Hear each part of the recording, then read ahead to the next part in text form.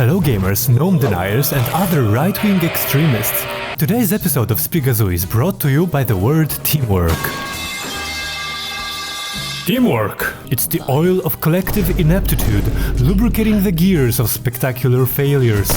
Teamwork is abandoning your other teammate inside an alien incubator because none of you would follow instructions. Teamwork! It's disarming a room full of traps by democratically electing the most flammable volunteer, whose selfless sacrifice will not go in vain. Their charred, crispy flesh will remind us all of the bountiful earthly possessions we can acquire. Teamwork is advising caution to your friends so they don't accidentally euthanize someone. Touch nothing without knowing its purpose. Baldur Gate 3 is a new game from Larian Studios, whose loading screen tips from Divine Divinity gave me permanent trust issues. You should kill author Spigs, he really likes it, and don't forget that he has 2 of them. Alright.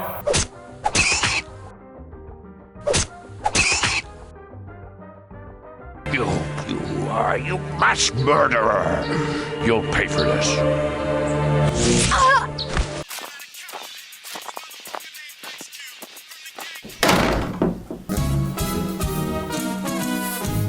Well, that's it! Women like me as a prank. Friends invite me over out of guilt. My mother gave birth to me, ironically. This game is a whimsical refuge specially tailored for those too socially inept and too nerdy to even warrant an invitation to play Dungeons & Dragons. Welcome to the magical madhouse of Faerun, where different races set aside their differences and all work together to beat up other races for being different. You see, the razor-thin line between a tranquil coexistence and an impending genocide here is nothing more than a few millimeters of bone. Here, all our fantasies will come true, like making friends using mind control, bullying kids, spreading misinformation, And the friggin' frog's gay! exploring the cross-species playground of love. Are you ready to bear the weight of desire? In Baldur's Gate 3, we start by creating our own character. We have a vast choice of different races, genders, pronouns and ideological backgrounds. It's like customizing the Twitter bio of your local Starbucks blue-haired barista. Let us not forget the Oktoberfest-level variety of wieners. Interestingly enough, although all of them are uncircumcised, I still cannot use my foreskin piss balloon as a blunt weapon, dealing 1d8 points of damage plus 1d6 for every gallon of liquid consumed before combat, and with 5% risk of permanent urethral collapse. I'm intent on this being addressed in the next patch, after they fix the issue with phantom child abusers. Do it, you gutless stink sack!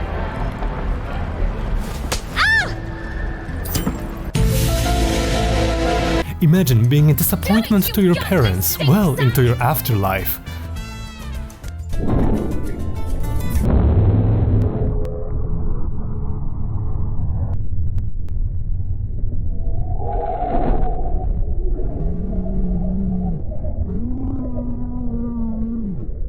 So I created my classic D&D character, 1992 LA Riots, and started the game, and right off the bat a weaponized hentai is Thanosing a city. We wake up inside a flying organic vehicle and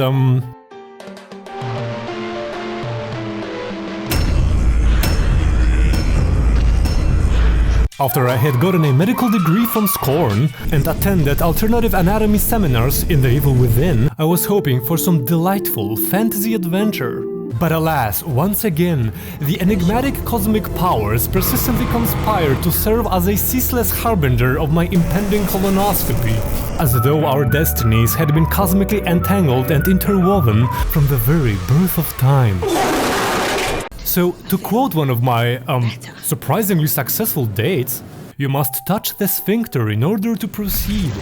And then, after crossing fingering a dead guy's brain matter off my bucket list, I am faced with a philosophical question. If I were to remove an autonomous, sentient brain from someone else's skull, would that count as a lobotomy or an abortion? Or would it be murder, because aren't we all just sentient brains inside a shell of bone and flesh, and oh shit, I guess it wasn't a microdose!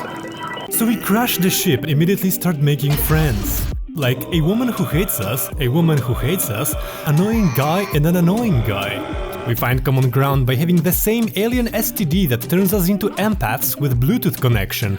God damn it, I got some Cthulhu's brogurt in my eye again! Instead of curing it right away, we go to the chapel of manlet overcompensation, also known as the local gym, and we kill all the inhabitants. Then we meet this 30-year-old man who gave me this sick helmet with 4 faces on it. Now I can quadruple the efficiency of my autistic masking. I become Normie, the enabler of cringe. He then joins our group in a desperate attempt to connect with someone. As the joke goes, the biggest miracle that Jesus has ever performed was having 12 friends at the age of 33. Correct. After walking around the forest and enjoying the warm sunlight, we see a group of goblins led by a single Canadian, trying to find refuge in this hippie outpost led by Cheekbones Viagra.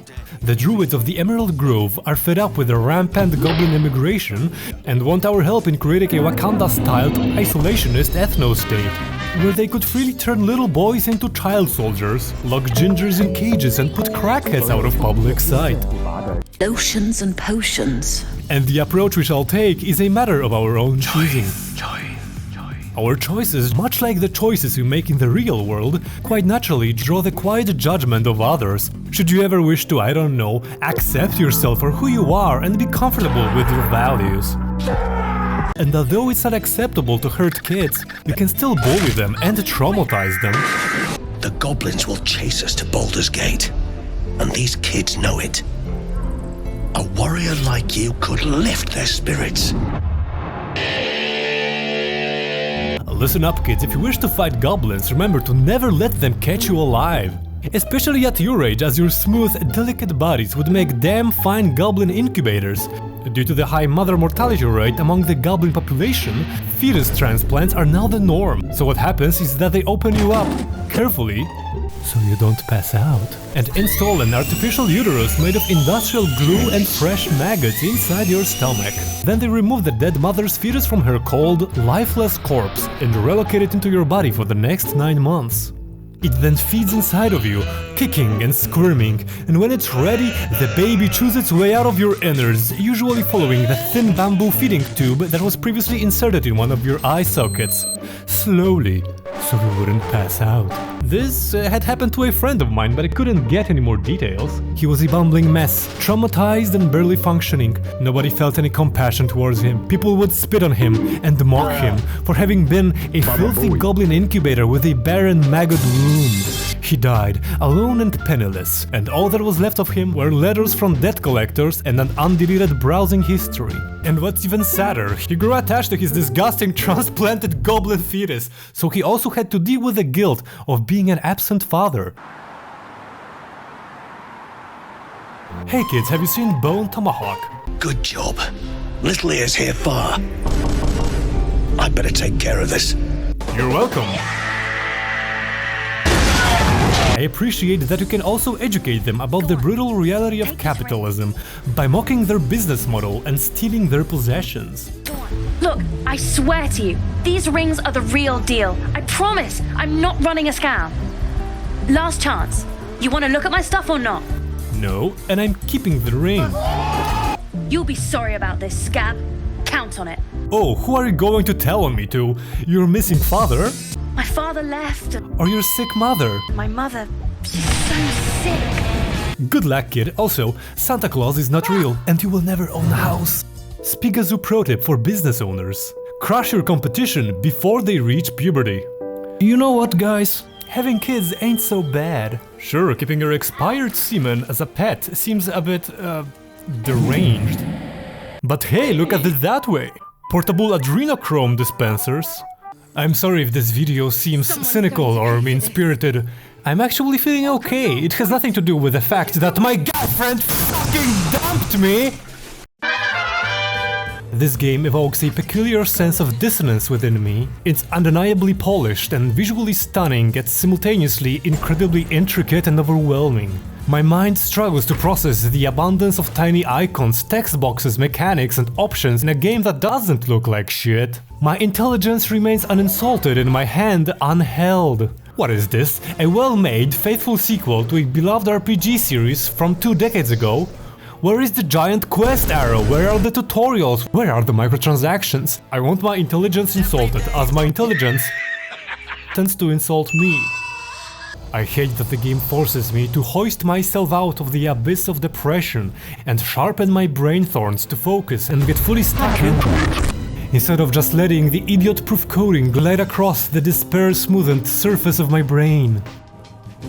This is a complex, classic RPG that will require your full attention, your full dedication, your full commitment. It's like the 90s never ended and my personal growth never happened. I'm still there, peering into brighter worlds through the phosphorescent veil of the CRT monitor. Backstreet Boys playing in the background, hyperinflation sodomizing everyone in sight like some Eastern European kaiju. What I'm trying to say is that the game is very hard to play while watching Subway Surfers and questioning your life choices. 0 out of 10! Won't let you zone out and disassociate. I don't want to commit to a demanding and complex experience. I just want to listen to the drowning sound of the unrelenting passage of time, scrolling through screens of empty light, dopamine firing into nothingness. Shh. Can you hear them?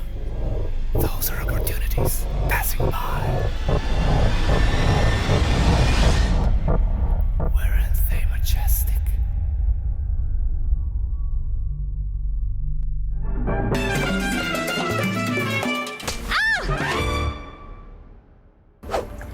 My estimation started at a low point as far as you're concerned, Gith.